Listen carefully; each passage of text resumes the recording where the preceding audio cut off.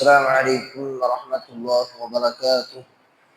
أعوذ بالله من الشيطان الرجيم. بسم الله الرحمن الرحيم. قل يا أهل الكتاب. நபியே, நீங்கள் அந்த வேதக்காரர்களிடத்திலே கேளுங்கள். யா அஹ்லல் கிதாபி, வேதக்காரர்களே, ஹல் தன்கிமூன மின்னா, எங்களிடத்திலிருந்து நீங்கள் குறை காண்புகிறீர்களா? இல்லா ஆமன்னா பில்லாஹி வமா உன்சில இலைனா வமா உன்சில மின் கபுல், அல்லாஹுவை ஈமான் கொண்டு அவன் எங்களின் மீது இறக்கி வைத்த இந்த குர்ஆனை ஈமான் கொண்டு எங்களுக்கு முன்னால் இறக்கி அருளப்பட்ட வேதங்களையும் நபிமார்களையும் ஈமான் கொண்டு அன்ன அக்ஸரஹும் ஃபாசிகூன், உங்களில் பெரும்பான்மையானவர்கள் ஃபாவிகள் என்பதாக நாங்கள் ஈமான் கொண்டுள்ளோமே, அதனை நீங்கள் குறை கூறுகிறீர்களா என்று நபியை நீங்கள் கேளுங்கள் என்று அல்லாஹ் சொல்வான். இந்த யூதர்களுடைய பண்பு, எப்பொழுதுமே இஸ்லாமியர்களை குறை காண்பார்கள். இந்த குறை காணக்கூடிய பண்பு, மற்றவர்களுடைய குறைகளை துருவி துருவி ஆராயக்கூடிய பண்பு, இது யூதர்களுடைய பண்பு, முனாஃபிகீன்களுடைய பண்பு என்று அல்லாஹ் சொல்லி தருகிறான். எப்பொழுதுமே அல்லாஹ் தஆலா குர்ஆன்ல சூரத்துல் ஹுஜராத்னு ஒரு அத்தியாயம் இருக்குது. அந்த அத்தியாயத்துல ஒழுக்கம் சம்பந்தப்பட்ட விஷயங்களை அல்லாஹ் சொல்லுவான். நீங்க தேவையில்லாத செய்தியை பரப்பாதீங்க. யா அய்யுஹல்லதீன ஆமனூ இன்ஜாஅக்கும் ஃபாஸிகுன் பினபைன் ஃபதபையனூ அன் துஸீபு கௌமன் பிஜஹாலா. யாராவது பாவி ஒருவர் உங்கள்கிட்ட ஒரு செய்தியை கொண்டு வர்றார், ஒரு பெண்ணை பத்தியோ ஊர்ல ஏதாவது ஒரு ஃபித்னாவை கிளப்புறதுக்காக வேண்டியோ ஒரு செய்தியை கொண்டு வர்றார். அந்த செய்தியினுடைய உண்மை தன்மை எதுனே அறியாம அந்த செய்தியை நீங்கள் கை வைத்து பரப்பி விடாதீர்கள். இப்போ ஒரு 100% மக்கள், 100% மக்களில் 5% மக்கள் எப்படி இருப்பாங்கன்னா, அது உண்மையா பொய்யான்னு ஆராயிறாங்க. ஒரு செய்தி வருது, அந்த செய்தியை எடுத்துக்கொள்ளக்கூடிய மக்கள் 100%, 5% மக்கள் அது உண்மையா பொய்யா, அது எப்படியோ இருந்துட்டு போகுது, அது நமக்கு தேவையில்லை அப்படின்னு ஒதுங்கி வாழ்வாங்க. இது நல்ல பண்பு. இன்னும் ஒரு 20% மக்கள் எப்படின்னா, அந்த செய்தி உண்மையா பொய்யானே தெரியாது, ஒரு பெண்ணை பற்றியோ ஒரு ஆணை பற்றியோ இல்லை ஏதாவது ஒரு சமூகம் சார்ந்த கருத்துக்கள் பற்றியோ ஒரு தவறான விஷயம் பரவுதுன்னா அதை மனசுல வாங்கி வச்சுக்கிட்டு தப்பான எண்ணம் கொள்வார்கள். இது ஒரு 20% மக்கள். இன்னும் மீதம் உண்டான 75% மக்கள் எப்படின்னா, அந்த செய்தி உண்மையா பொய்யான்னு தெரியாமலேயே அந்த செய்தியை ஸ்ப்ரெட் பண்ணுவாங்க, அந்த செய்தியை மக்கள் மத்தியில பரப்புவாங்க. அல்லாஹ் சொல்றா, இவங்களுக்கு வைலுல்லி குல்லி ஹுமஸத்தின் லுமஸா, யார் குறை சொல்லி புறம் பேசி திரிகிறார்களோ அவர்கள் ஒவ்வொருவருக்கும் கேடுதான். வைலுல்லி குல்லி ஹுமஸத்தின் லுமஸா. அப்போ இந்த குறை சொல்லி புறம் பேசி திரியக்கூடியவர்கள் தங்களுக்கு வரக்கூடிய செய்திகள் உண்மையா பொய்யா என்று தெரியாமலே அதை பரப்புவாங்க. அப்ப நம்ம எந்த கேட்டகரியில இருக்கிறோம்? இதுல அந்த 5% நம்ம வேலையை பார்க்கிறோம், யாருடைய விஷயங்களையும் துருவி துருவி ஆராயிறது கிடையாது. நபி ஸல்லல்லாஹு அலைஹி வஸல்லம் சொன்னாங்க, யார் இந்த உலகத்தில் ஒரு மனிதனுடைய குறையை துருவி ஆராய்வாரோ, மன் சத்தரா முஸ்லிமன், நபி ஸல்லல்லாஹு அலைஹி வஸல்லம் சொல்றாங்க, யார் ஒரு மூமினுடைய ஒரு நபருடைய குறையை துருவி துருவி ஆராய்ந்து அதை மக்களுக்கு மத்தியில் வெளிச்சம் போட்டு காட்டி ஒரு மனிதரை ஒரு முஸ்லிமை கேவலப்படுத்த நாடுகிறாரோ, அல்லாஹ் அவரை மறுமை நாளில் எல்லோருக்கும் முன்னாலும் கேவலப்படுத்துவார்.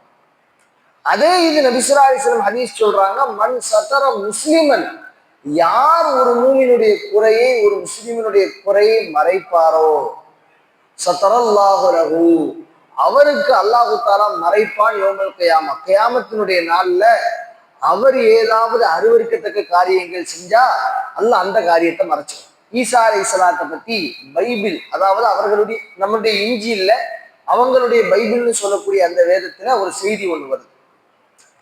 அதாவது குற்றவியல் சம்பந்தப்பட்ட தண்டனைகளுக்கு கிறிஸ்தவத்திலையும் ஒரே தண்டனை தான், யூத மதத்திலையும் ஒரே தண்டனை தான், இஸ்லாத்திலையும் ஒரே தண்டனை தான். கல்லறிந்து ஒரு பெண் விபச்சாரம் செய்து விட்டால், திருடி விட்டால் கை வெட்டுறது, அதே போன்று விபச்சாரம் செய்தால் கல்லெறிந்து கொலை செய்வது, திருமணமானவர்களாக இருந்தால். அப்படி ஒரு பெண் விபச்சாரம் செய்து விட்டதாக ஒரு செய்தி வருகிறது. அந்த பெண் கொண்டு வரப்படுகிறார்கள். இப்ப கல்லடி தண்டனை கொடுக்க வேண்டும். ஈசா அலைஹிஸ்ஸலாம் அல்லாஹ்வுடைய தண்டனை கல்லடி தண்டனை கொடுக்கணும். இப்ப மக்கள் எல்லாரும் இவங்க இந்த பெண்ணுக்கு கல்லடி தண்டனை கொடுக்கணும் அப்படின்னு சொல்றாங்க. ஈசா அலைஹிஸ்ஸலாம் அந்த பெண்ணை பார்த்துட்டு இந்த மக்களையும் பார்த்துட்டு சொன்னாங்க, உங்களில் யார் மறைமுகமாக எந்த தவறும் செய்யவில்லையோ அவர்கள் இந்த பெண்ணுக்கு கல்லடியை நிறைவேற்றுங்கள். எப்படி? உங்களில் வெளிரங்கத்துல பார்க்க எல்லாரும் நல்லவங்க மாதிரி இருக்கிறீங்க, உங்களில் மறைமுகமாக, அந்த காலம் விபச்சாரம் தலைவிரித்து ஆடிய காலம், ஒரு கட்டுக்கோப்புகள் இல்லாத காலம். அந்த காலத்தில் யார் நீங்கள் எந்த தவறும் செய்யாமல் இருந்திருக்கிறீர்களோ அவர்கள் வேண்டுமென்றால் நீங்கள் அந்த பெண்ணை கல்லெறிந்து தண்டனை கொடுங்கள். யாருமே பக்கத்துல வரல, யாருமே பக்கத்துல வரல. இப்ப என்ன சொல்ல வர்றாங்க அப்படின்னா, தங்களிடத்தில் பல்வேறு குறைகள் இருக்கிறது, பிறருடைய குறைகளை ஆராயும் பொழுது தம்முடைய குறைகளை அல்லாஹ் வெளிப்படுத்துவார். நபியினுடைய அந்த விஸ்லாலிசம் சொன்ன வாக்கு. உலகத்துல யார் குறைகளை தேடி திரிகிறாரோ ஒண்ணு அல்லாஹ் அந்த குறையை வெளிப்படுத்துவான், இல்லைன்னா அவரை அதே தவறை செய்யும்படியான ஒரு சூழலை அல்லாஹ் ஏற்படுத்தி தருவான். இந்த உலகத்துல நல்லவர் என்ற இந்த பிம்பம் இருக்குது, அது ஒரு சிச்சுவேஷன் அமைஞ்சு, ஒரு சூழ்நிலை, ஒரு தவறு செய்வதற்கான ஒரு சூழ்நிலை அமைந்து அதில் தக்குவா ஏற்படுவதுதான். உதாரணத்துக்கு சொல்றதா இருந்தா, யூசுப் அலைஹிஸ்ஸலாம் இருந்தாங்களே, அவங்களுக்கு எல்லா விதமான சூழ்நிலைகளும் ஏற்பட்டுருச்சு, எல்லா கதவுகளும் மூடப்பட்டுருச்சு. வகல்லகத்தில் அபுவாப வகாலத்து ஹைத்தலக், எல்லா கதவையும் மூடி அந்த அரசவையினுடைய அந்த அரசை அழைத்தார்கள். ஹைத்தலக், வா எனக்கு இணங்கி கொடு, என்னோடு உறவு கொள் என்று அந்த அரசை அழைத்தாரு. ஹைத்தலக். உடனே இவங்க சொன்னாங்க, காலம் ஆதல்லா, நான் அல்லாஹ்வை பயந்துக்கிறேன். உடனே கதவெல்லாம் திறந்துட்டு ஓடுனாங்க.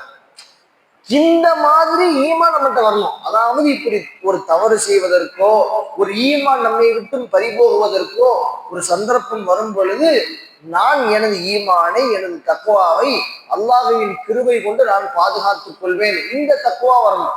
அது அல்லாது வேற யாரனாலும் நம்ம கோஷம், இவர் இப்படி பண்ணியிருக்க கூடாது, இவர் இப்படி இருந்திருக்க கூடாது பேசலாம்.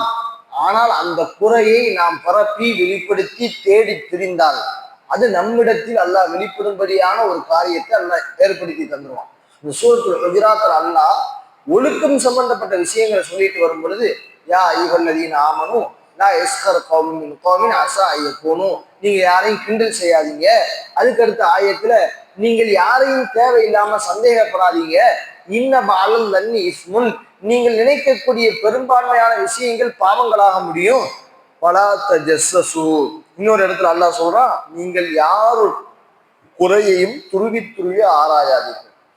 இது யூதர்களுடைய, முனாஃபிக்கின்களுடைய, பாவிகளுடைய பண்பு. உங்களுக்கு வேலை என்ன? நபிஸல்லல்லாஹு அலைஹி வஸல்லம் சொன்னாங்க, கியாமத் நாள் வரும் பொழுது இந்த மாதிரியான அமுலி தும்முலிகள் நடக்கும், இந்த மாதிரி ஃபித்னா உண்டாகும். அப்போ ஒரு சஹாபி கேட்டாங்க, அந்த நேரத்துல நான் என்ன செய்யணும் யா ரசூலல்லாஹ்? அந்த நேரத்துல கியாமத்துல ரொம்ப விபச்சாரங்கள், அது போன்று ஹராமான வருமானம் ஈட்டுதல், இன்னும் அது போன்று என்னென்ன கியாமத்தினுடைய அடையாளங்களோ, பெரும் பெரும் கட்டிடங்கள் கட்டி பெருமை அடிப்பது, நிர்வாணமாக மக்கள் ஆடை அணிந்து நிர்வாணமாக, எல்லாம் நிறைய விஷயங்கள் சொன்னாங்க. அப்ப அந்த கலியுகத்துல, அந்த கியாமத்தினுடைய காலத்தை நான் எப்படி இருக்கணும்? இப்ப நபி ஸல்லல்லாஹு அலைஹி வஸல்லம் சொன்னாங்க, வாஃபின் லிசானக, உன் நாவை பாதுகாத்துக்கோ, நீ உன் நாவை பாதுகாத்துக்கோ, உன்னைய முதல் நீ பாதுகாத்துக்கோ. சமுதாயத்தை திருத்துவது ரெண்டாவது இருக்கட்டும், முதல் ஒன்னை நீ பரிசுத்தப்படுத்து.